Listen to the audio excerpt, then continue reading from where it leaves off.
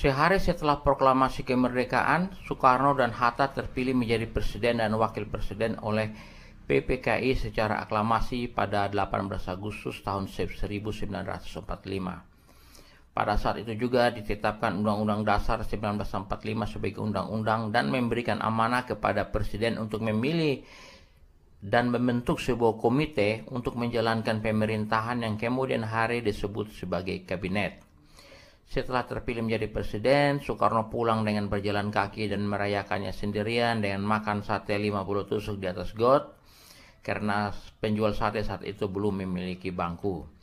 Banyak hal yang terjadi setelah itu yang menjadi bagian dari sejarah pendirian Indonesia sebagai bangsa yang utuh.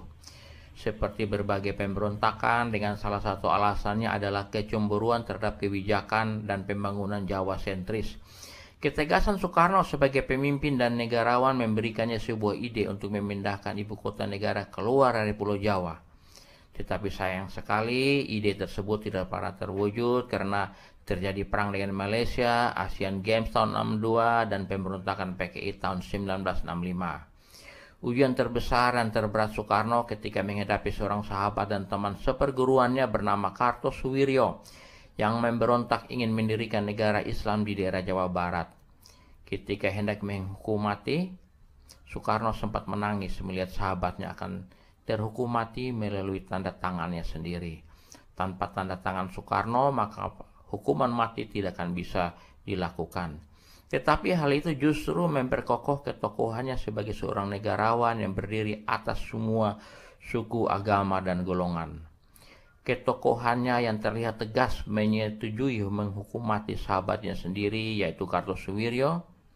Keputusan seperti itu jelas sangat tidak mudah.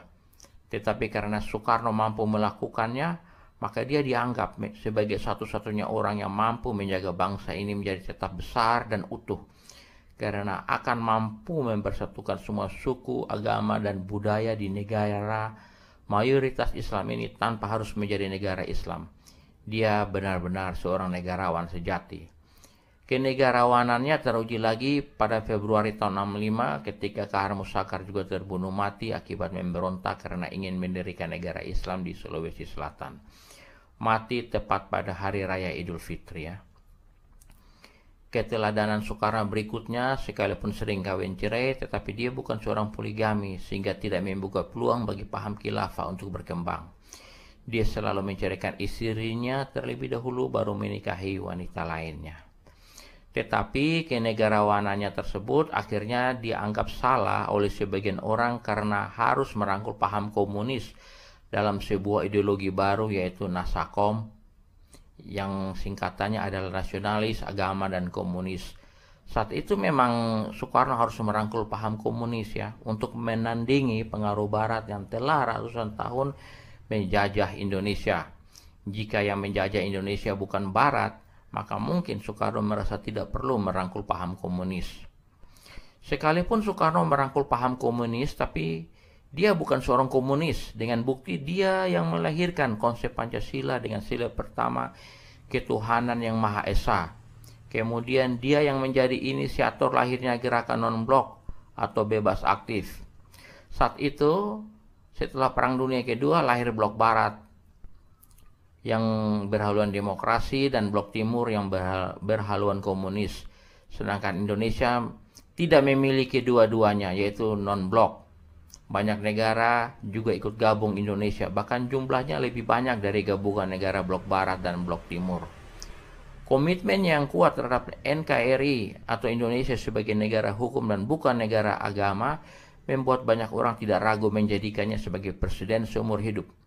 Hal itu terjadi karena masyarakat Indonesia masih bergantung pada figur manusia untuk memimpin bangsa, bukan kepada sistem pendidikan politik yang ada. Terlihat memang sangat sulit saat itu mencari pemimpin pengganti seperti Soekarno. Tetapi justru dengan bergantung pada seorang Soekarno saja menjadikan tiada kaderisasi pemimpin bangsa. Akhirnya hal itu menjadi kelemahannya juga, karena terlalu lama berkuasa maka dia tidak bisa melihat masalah dengan objektif. Penilaian salah terhadap Soekarno semakin menguat lagi karena akhirnya parpol PKI yang berhaluan komunis yang dia rangkul itu melakukan pemberontakan tahun 1965. Sementara Soekarno dianggap tidak cukup tegas membungkam pemberontakan tersebut, tetapi menyerahkannya kepada Soeharto yang berhasil menumpasnya dengan gemilang. Kesulitannya untuk bertindak tegas terhadap PKI dipengaruhi oleh usia tua dan banyak orang sekelilingnya yang menjadi anggota PKI. Soekarno berkuasa selama 23 tahun yang berakhir pada tahun 1967. Saat pemberontakan PKI terjadi, Soekarno menugaskan Soeharto untuk mengendalikan keadaan dan memadamkan pemberontakan. Saat itu nyaris seluruh pemimpin yang ada telah mati terbunuh. Yang tersisa hanya Soeharto dan Abdul Haris Nasution yang lolos dari pembunuhan PKI. Abdul Haris Nasution paling senior ya, tetapi karena surat perintah Soekarno diberikan kepada Soeharto, maka Soeharto yang mengambil alih pengendalian keadaan. Dan Soeharto berhasil melakukan penyelamatan gemilang terhadap Indonesia yang membuatnya kemudian terpilih menjadi Presiden Indonesia kedua menggantikan Soekarno. Di tangan Soeharto, pemerintahan berjalan stabil. Dia juga berhasil mempertahankan Indonesia yang mayoritas Muslim ini menjadi negara hukum dan tetap demokrasi, bukan menjadi negara agama atau khilafah. Soeharto mewarisi ekonomi yang buruk dari peninggalan Soekarno akibat perang dengan Malaysia dan lain-lainnya. Apalagi saat itu banyak sekali pemberontakan sehingga butuh banyak biaya. Tetapi Soeharto berhasil melakukan lobi-lobi internasional untuk mendapatkan bantuan ekonomi. Salah satu cara untuk mendapatkan kepercayaan dunia adalah dengan membuka investasi terhadap Freeport yang mengelola emas Papua sejak saat itu. Kemudian negara-negara barat termasuk Belanda menjadi donor untuk membantu pembangunan Indonesia melalui organisasi IGGI. Tetapi karena IGGI kemudian hari mencampuri urusan dalam negeri Indonesia dalam kasus pembunuhan Santa Cruz di Tim-Tim, maka Soeharto memutus kerjasama dengan mereka. Kemudian menggantikannya dengan CGI yang anggotanya sama seperti IGGI tetapi tanpa negara Belanda. Banyak pembangunan dan kemajuan yang terjadi pada era Soeharto berkuasa karena kestabilan politik dan yang tetap terjaga dengan baik. Soeharto orang yang setia pada satu istri dan seumur hidupnya tidak pernah bercerai karena dia bukan seorang pelaku poligami, sehingga paham khilafah tidak memiliki ruang untuk tumbuh subur pada eranya berkuasa. Soeharto adalah negarawan sejati. Soeharto juga merencanakan pemindahan ibu kota negara ke luar Pulau Jawa, tetapi tidak pernah berhasil untuk mewujudkannya. Kestabilan politik dan ekonomi yang terjadi pada era Soeharto membuat banyak orang menginginkannya menjadikannya presiden nyaris seumur hidup, sehingga dia selalu terpilih setiap pilpres. Tetapi pada saat yang sama, banyak kroni yang memanfaatkannya dengan tumbuh suburkan praktek KKN yang membuatnya jatuh melalui demo besar-besaran di seluruh Indonesia. Usia tua membuat Soeharto sulit bertindak tegas terhadap kroni yang melakukan praktek KKN tersebut. Soeharto akhirnya undur diri pada 21 Mei 1998 setelah berkuasa 32 tahun lamanya. Selanjutnya, Indonesia dipimpin oleh beberapa presiden lagi, tetapi demi kepentingan konten dan pesan yang ingin disampaikan, maka saya langsung saja pada era Jokowi yang sering juga disebut sebagai Satria Piningit. Pada era Jokowi berkuasa, dia banyak melakukan pembangunan infrastruktur untuk menopang percepatan ekonomi. Banyak praktek mafia dan KKN warisan Soeharto yang berhasil diberantas pada masa Jokowi berkuasa. Praktek mafia dalam bentuk BUMN juga Jokowi bubarkan seperti Petral dan PLN Batubara. Freeport berhasil direbut dengan akuisisi saham sebesar 51%. Jika mengambil 100% saham Freeport, maka Indonesia belum mampu untuk mengelola seluruh alat berat bawah tanah yang dimiliki oleh perusahaan tersebut. Sebagai pribadi, Jokowi bukan penganut poligami, sehingga menutup kemungkinan paham radikal untuk berkembang dan merubah Indonesia menjadi negara agama dan khilafah. Jika Indonesia berubah menjadi negara agama, maka akan memberikan ruang bagi diktator yang akan memanfaatkan agama dengan penafsirannya yang subjektif itu untuk berkuasa seumur hidup. Percayalah, jika kaum khilafah berkuasa, maka akan sulit bagi kita untuk melengsarkan mereka semuanya.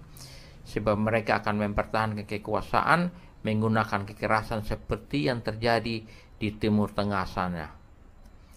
Era keterbukaan pada era Jokowi ingin dimanfaatkan oleh segelintir orang untuk menjadikan Indonesia sebagai negara agama. Tetapi dengan tegas, Jokowi membubarkannya, yaitu HTI dan FPI. Yang tersisa hanya PKS di Senayan saja. Semoga suatu saat PKS juga bubar dengan cara apapun. Jokowi berhasil mewujudkan rencana Soekarno dan Soeharto yang pada era mereka gagal diwujudkan, tapi Jokowi berhasil mewujudkannya dengan memindahkan ibu kota negara ke luar Pulau Jawa, yaitu Kalimantan. Melihat keberhasilan Jokowi yang fenomenal tersebut, maka sebagian orang menginginkannya melanjutkan kepemimpinan menjadi 3 periode dan terbuka kemungkinan lagi untuk menjadi presiden seumur hidup atau selama seperti Soekarno dan Soeharto juga. Jika dia menghendakinya, maka bisa saja terwujud. Tetapi dengan heroik dia menolak wacana tersebut. Dia tidak ingin jatuh dalam keinginan yang sama seperti yang dilakukan oleh Soekarno dan Soeharto, yang akan menjadi tak berdaya pada usia tua menghadapi para kroni yang berada di sekitarnya. Jokowi menolaknya selama dia merasa masih kuat. Sebelum dia menjadi tak berdaya, digenggam lemas oleh kekuasaan pada usia tua.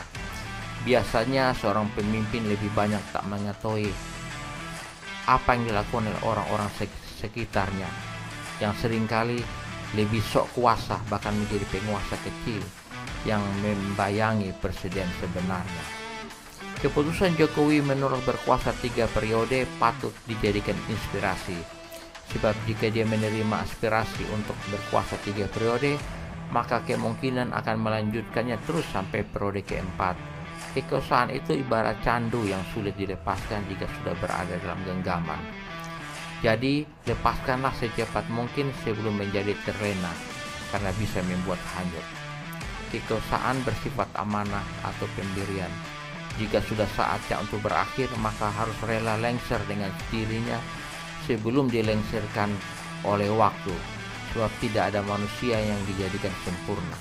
Semua harus berakhir pada waktunya. Masih banyak pelajaran penting tentang para pemimpin. Konten ini hanya menceritakan secara singkat apa adanya tentang kebaikan dan kelemahan para pemimpin bangsa. Silakan diambil yang baiknya saja, sedangkan yang tidak baik tidak perlu ditiru. Salam Pancasila untuk semua kita yang mencintai NKRI.